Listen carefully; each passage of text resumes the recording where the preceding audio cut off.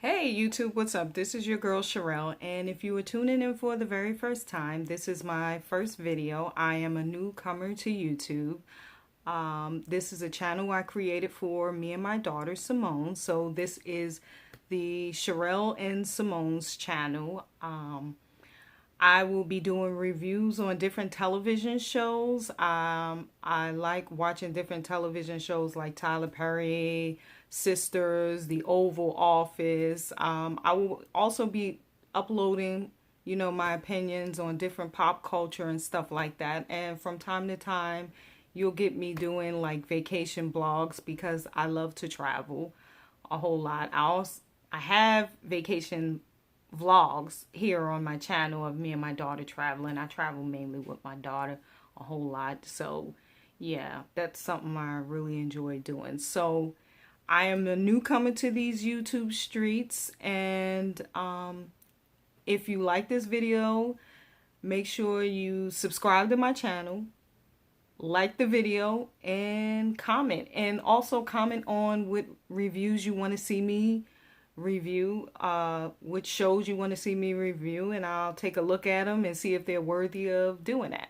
Tonight's review I want to do is a show that I really love, is Tyler Perry's Sister, the season finale, which I thought it was pretty okay, for the finale. But Tyler Perry, I'm going to cut you up in this video. And when I say cut you up, I mean cut you up as words, and I don't mean bad or anything like that. But let's get into it.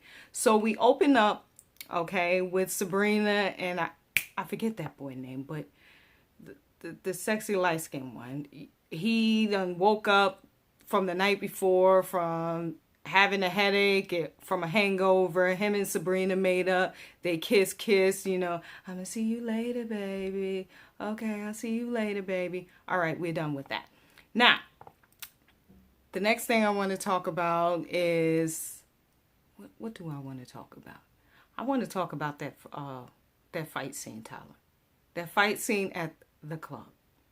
We need to talk about that. I mean, Danny, Preston, and Sabrina all fighting at the club.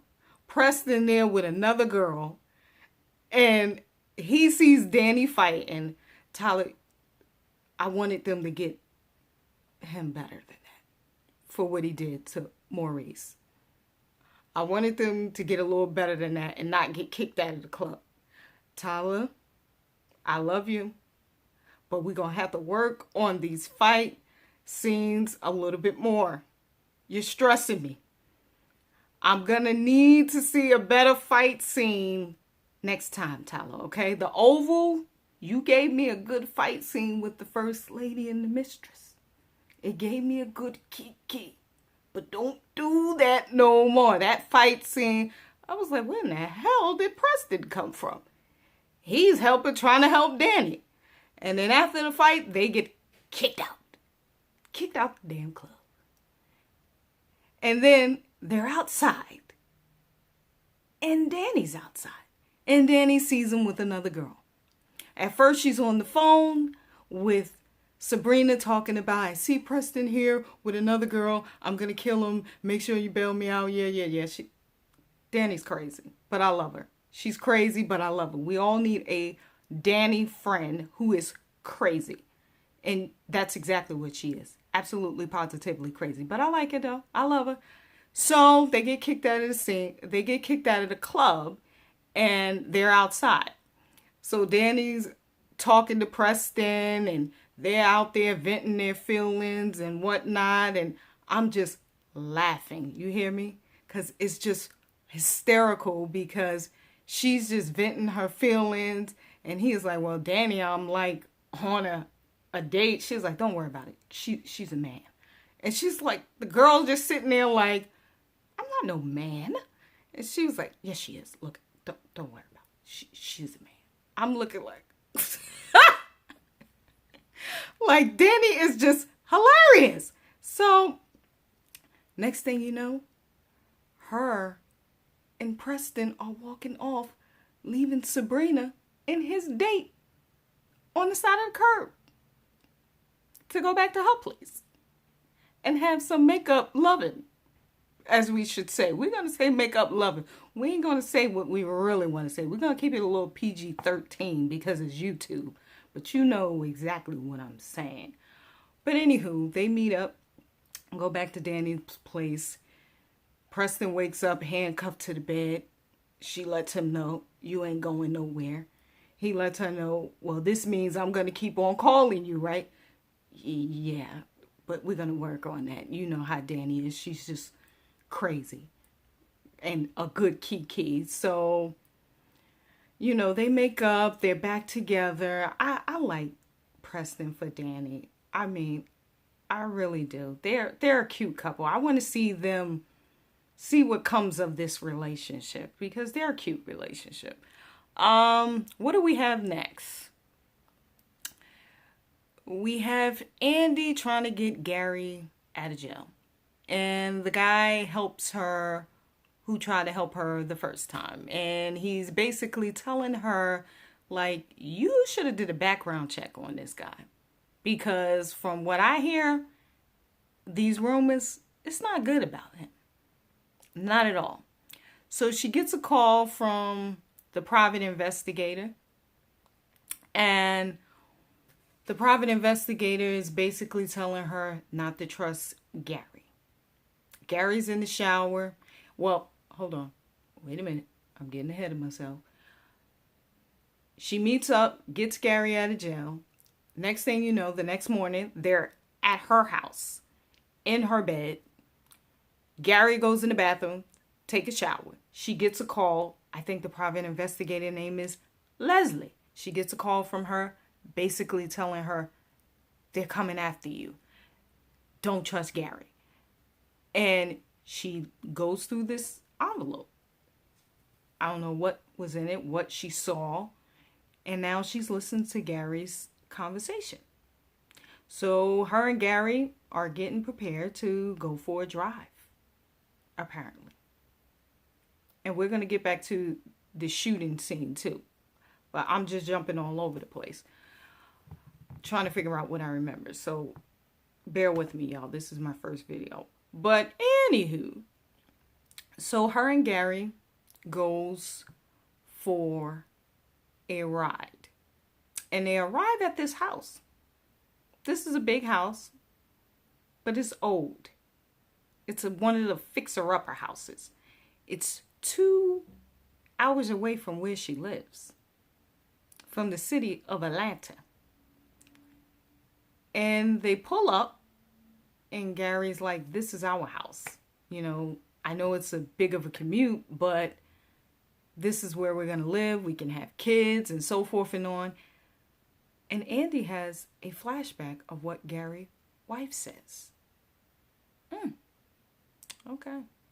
All about how he's going to seclude you from your family, your friends, and all of that other stuff. So she starts getting weary about it and everything. And she just starts snapping out like, hell to the no. I'm not about to move here with your crazy self. Not about to do it. No, ma'am.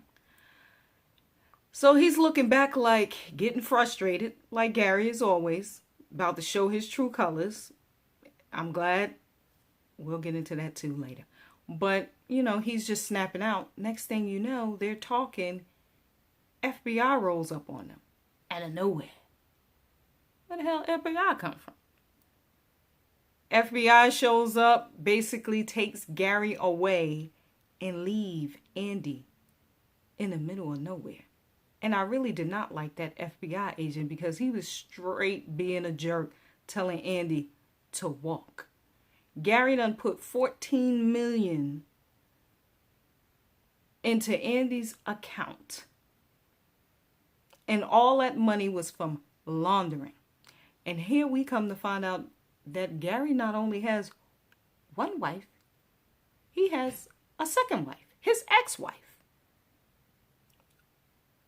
Okay. So now Andy is stranded. The FBI agent won't give her a ride back. She don't have her cell phone. Talk about stranded in the middle of nowhere.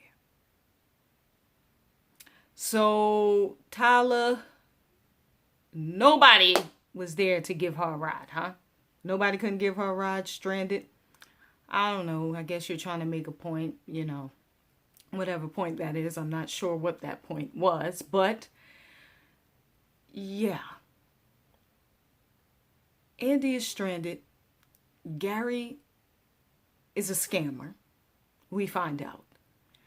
And Andy has no money, no job. And she's been helping Gary all this time. And come to find out, guess what? Gary's a scammer. He's been scamming her the whole time. And maybe his wife been telling the truth about him. But this has been up waves, up and down, like a roller coaster with this Gary and Andy story. So I want to see what's going to happen next season, how this is going to play out. But that whole story is stressing me out. I want Andy to win. I feel this need for her to win. I don't know why, because I feel like she's innocent in the situation. She's naive, innocent. Her character is naive, innocent, but also, you know, she don't deserve it. Like, as bad as it's, you know how you look at someone, you know, you're being really stupid, but I can't feel bad for you because you're naive. But then again, you're supposed to be super smart because you're a lawyer. And it's just like, girl, I ain't gonna judge you. We all probably been there where we've been stupid for some man, some way, somehow. So, yeah. Now, let's take it back to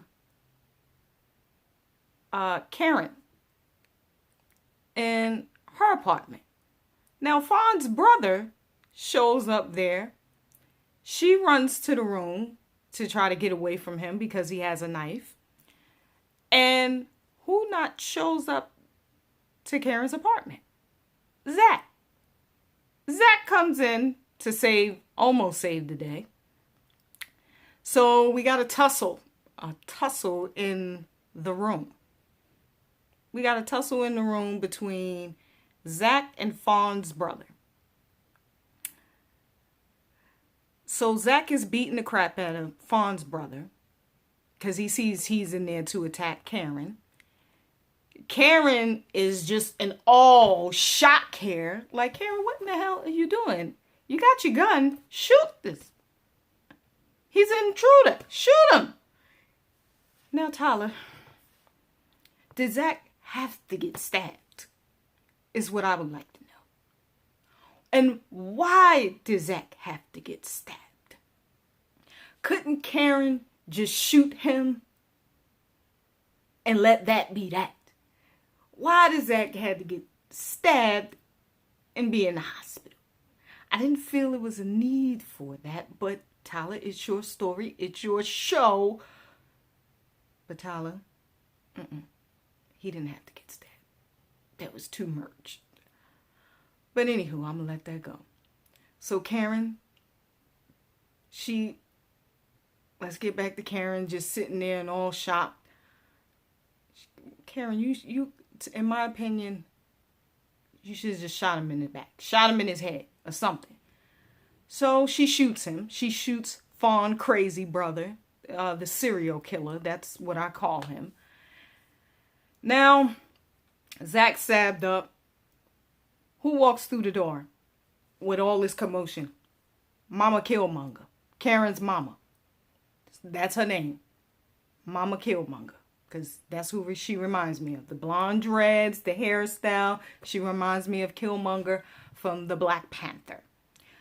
So they're coming in there. Zach bleeding out. He looking like he about to walk to the white light. I'm like, would y'all please hurry up and get this boy to the nearest hospital and call the hospital, call the ambulance, the paramedics, whatever they are, to get him some assistance quick, fast, in a hurry before he bleed out and there be no more Zach. But then again, this is Tyler Perry's show, so, you know, I don't know.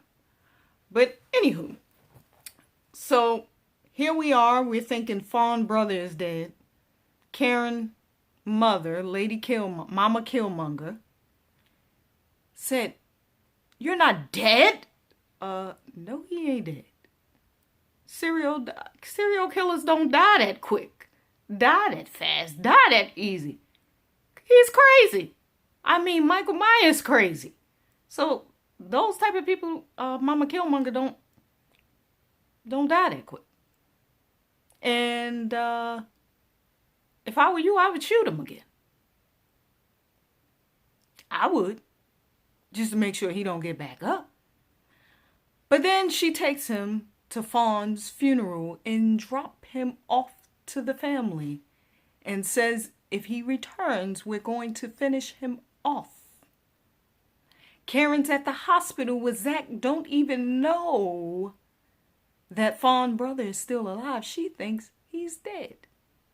And who not only shows up to the hospital? The pastor, to tell her that. So she calls her mother and basically says, Ma, and her mother, before she can get anything else, stopped her in her tracks. I'm camping. You don't got to worry about nothing. I got this. I'm like, okay, Mama Killmonger. That's why I gave her the name. Because she don't play. So, that's all I have until next time. Season finale of Sisters. It was a little entertaining. It was all the most entertaining I got today. A little key here and there, but till next time, guys. I guess my next review, if nothing pops up for me to review, will probably much so be The Oval Office. And that is next week. I believe it comes back on May 6th. Hopefully something in pop culture media will pop up and I'll probably pop in and shoot another video. But yeah, that's my review for Sisters finale. And I can't wait till it comes back on. I really can't wait till The Oval comes back on, because I love that first lady and her mother. Oh my God. I can't wait to review that. So till next time, talk to y'all.